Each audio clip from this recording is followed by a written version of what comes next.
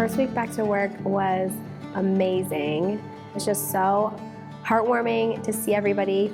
It had felt like no time had passed, but also like a decade had gone by. It was the most emotional moment. I remember being in first position and getting ready to do pliés and almost shedding a tear because so many times had I done pliés alone in my living room, sad. And here I was looking at all my inspiring friends. I couldn't stop smiling. To be able to be in the space with someone and dance together, that was really special. We were all like a little clumsy getting into our first plie and tendu, but it felt so good. It just felt right. The hardest part is balancing mental health with physical health, honestly. I still feel so thrilled to come in every day. I still want to be able to do everything that I was able to do last time we did it 2 years ago, and I think that the challenge has been, okay, so my body is really hurting today. I need to have patience and still be just as excited to do everything I'm doing while taking care of myself. Picking up choreography was really hard. Like the first week back, I'm like, wow, I forgot how taxing this was. Emotionally, it's been challenging uniquely for me because I spent the last 18 months at home with my son. And so it's been really emotionally challenging to readjust to being away from him every single day.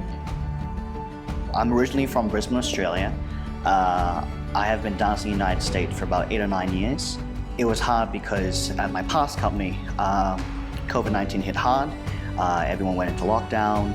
Being an international dancer, there are a little bit more behind the scenes you have to think about, oh, am I gonna stay in the country? Those real kind of fears are actually there. But, it was great because it forced everyone to kind of take a moment, take a breather, find who you are during that time. A lot of people lost a lot of things, and but in that time I was able to kind of just come back to myself and say, hey, if my dance journey is coming to an end, that's all right. But if not, I'm going to do everything in my power to be in a good position to keep going. Now all of us carry an even bigger appreciation for what we do, having had it kind of taken away from us for 2 years. So this is the longest that I have not been on stage since I started dancing at the age of 4. So it's a really long time. I won't tell you how long.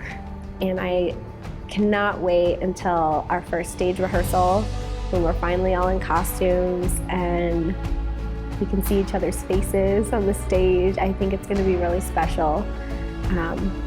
There's probably going to be a few tears from some of us because I think a lot of us never really thought that this moment would happen. I think it's going to be a pretty amazing moment when we have that.